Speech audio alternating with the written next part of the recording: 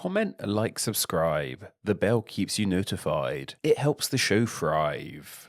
Somewhere that has a king or queen is called a kingdom, somewhere with a sultan is called a sultanate, and somewhere that, theoretically, allow members of the public to rule is called a republic. So logically, somewhere that has an emperor should be called an empire, right? Well, why don't we have a look on a modern map of our planet and find out? In our modern world, there is just one country left that has a head of state with the title of emperor, that being Japan. So that must mean Japan can be called an empire, right? Well, here's the thing. You know how most countries on our planet have full official titles, like how Germany's full name is the Federal Republic of Germany, or how Mexico's full name is the United Mexican States? Well, it's normally in these full official names where we find titles like kingdom or empire, like how Oman is officially called the Sultanate of Oman. If we were to look at the list of official country names directly from the United Nations themselves, we will find that the full official name of Japan is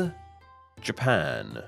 Yep, Japan does not only not have empire in its official title, but it has no additional names at all. It is simply called Japan. Other countries that have no long official names include Belize, Canada, Hungary, Jamaica, and New Zealand, to name just a handful. None of these other nations have emperors, however, but Japan does. So why does the nation of Japan have an emperor, but not call itself an empire? The first thing we really need to answer, however, is what even is an empire? Well, the word of empire comes from the Latin imperare, meaning things like to command. And unsurprisingly, the title of emperor, and empress too of course, also comes from these same roots. This is a very Western term, so it's probably worth noting here that while we refer to the head of state of Japan as an emperor, the Japanese term is tenno, which we've translated into meaning heavenly emperor. But this doesn't mean that the term emperor and empire are completely absent from Japan. They are used and have been used in the past. Japan has borrowed terminology from the West in the past, like how they use prefecture for their region subdivisions, as we discussed in a previous video. Anyway, while that explains where the name empire came from and how Japan doesn't really have an emperor per se, that doesn't explain what exactly an empire even is. An empire is basically a large amount of land with different subdivisions controlled by one central figure. This, however, is very similar to a kingdom. So what's the difference between these two things? Well, it seems to be a question of scale. Empires are by and large much larger than kingdoms. A kingdom tends to be just one area of land, like a single country or region that is ruled by a central figure. Empires can contain entire kingdoms within them, like how the British Empire contains within it the United Kingdom, which in turn is a kingdom formed of smaller kingdoms, or how the Roman Empire had various client kingdoms within it. A great explanation I found online is by comparing kingdoms and empires to a business. Kings/queens of a kingdom are like the regional manager in control of one part of it, while emperors/empresses are like the CEO in control of the whole operation. Though this analogy ignores the fact that a kingdom doesn't have to be part of a larger empire, they can just be their own thing. Though back to Japan, and if you couldn't guess, while Japan might not be called an empire now, once upon a time it most certainly did.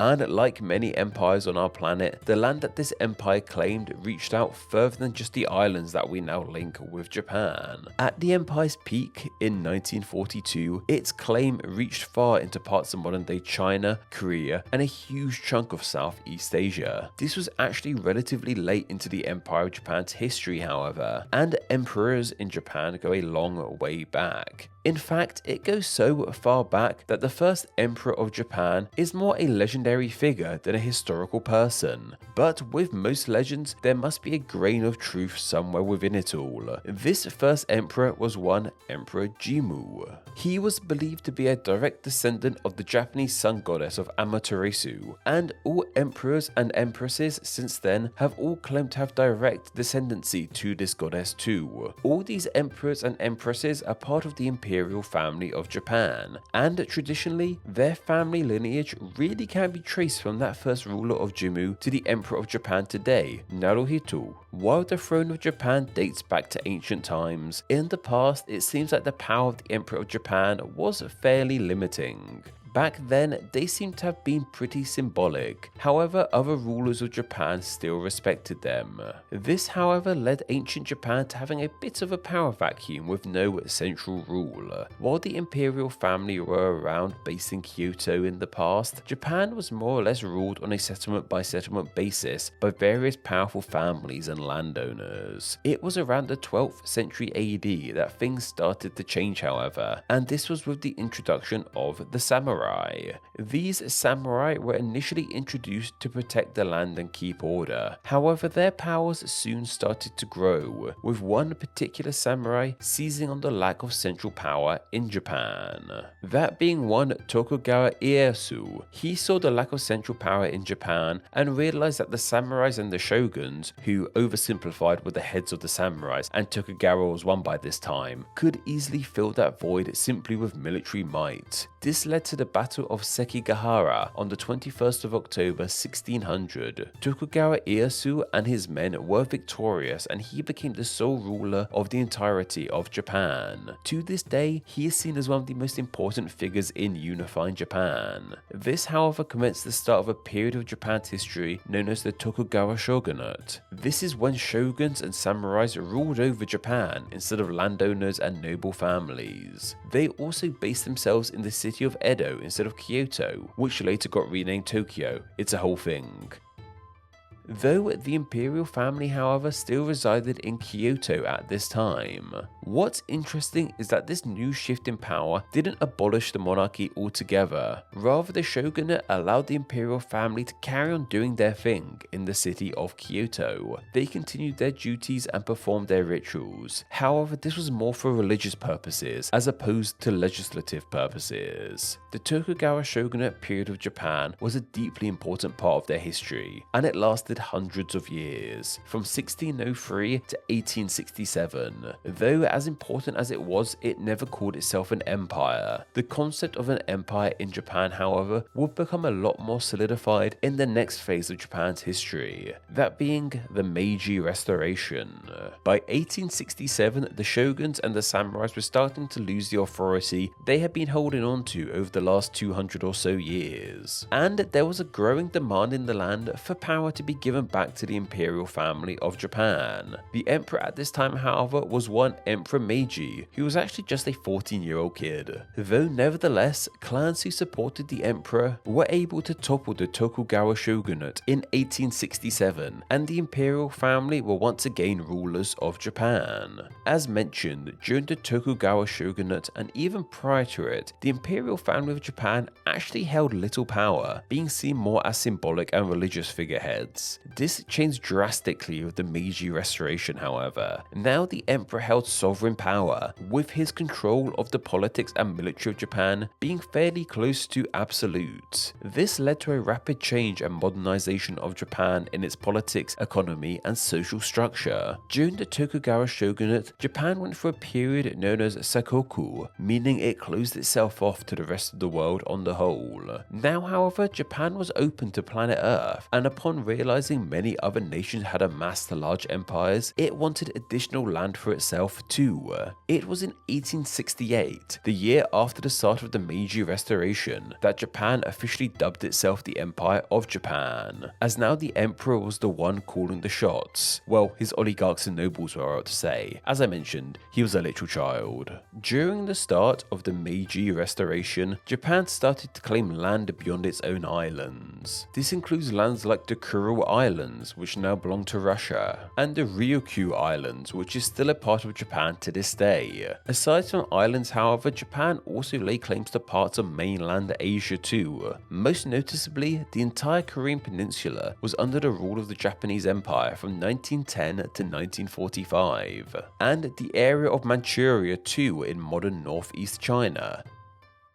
These land claims didn't go completely uncontested, however. It was around this time in Japan's history that they found themselves at war with Russia, who were too trying to build up a larger empire. The Russo-Japanese War lasted from 1904 to 1905, with the two nations clashing over land, with Japan ultimately coming out the victors. This war is very much seen as a prelude to the First and Second World War and directly related to them, with some even dubbing it World War Zero. It was during the Second World War, however, that the Empire of Japan claimed way more land for their empire. Japan during the Second World War were of course part of the Axis power, with the likes of Germany and Italy, and Emperor during the Second World War was one Emperor Hirohito. As mentioned, this empire reached its peak in 1942, which was during the midst of the Second World War. It was during this war that Japan claimed places like Taiwan, Laos, Thailand, Singapore, and New Guinea as part of their empire to varying degrees. Though, as we know with history on our side, Japan and the Axis powers were not on the victorious side of that war, and like Germany and Italy, Japan had to face consequences of losing this war. One of those consequences being to surrender the land that their empire had claimed during the Second World War. On top of this, Hirohito had to give up his pretty much absolute power over Japan too. Though Hirohito, unlike his fellow Axis leaders, was not ousted or even killed, he in fact got to maintain on the throne. This was for a variety of reasons, varying from him still being popular in Japan to him staying on the throne being a condition to Japan's withdrawal from the war. If you are interested in this aspect, please go check out this video myself and my AD History podcast co-host Paul made about the atomic bombing of Japan during the Second World War. It explains all of this in much more detail, and it's a pretty nifty video too.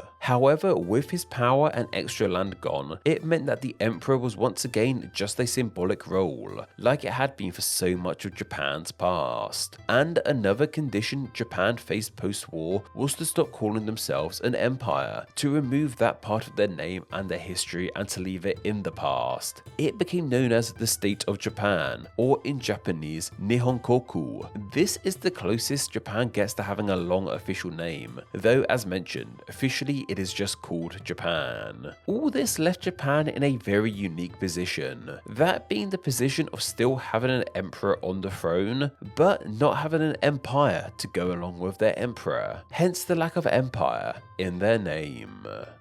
This video topic was suggested by Juan Rodriguez Forero over on my Patreon. Every Wednesday I put up a video request post over on my Patreon for my awesome patrons to leave video ideas on. I then pick one of those ideas to be turned into a video the following Wednesday. So if you have a great idea for a Name Explain video and wish to enjoy Name Explain videos ad-free as well as get exclusive content, then why not support the channel on Patreon? It takes just $1 a month to help the channel in a huge way and gets you all of these amazing benefits. Visit patreon.com/nameexplain or click the link down below.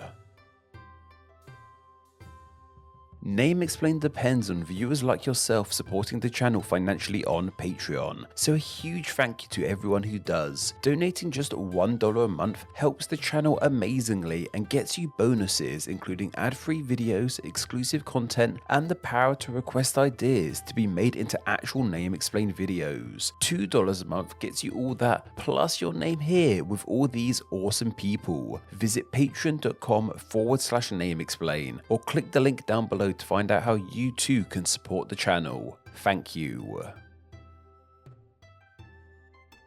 Thanks for reaching the end of the video. Why not watch another and subscribe to keep up to date on all things Name Explain. You can find myself on Instagram where I'm NameExplainYT and join the Facebook group Friends of Name Explain to talk with myself and other name nerds. All that will be linked down below. Anyway, I hope you enjoyed this video and once again, thank you all so much.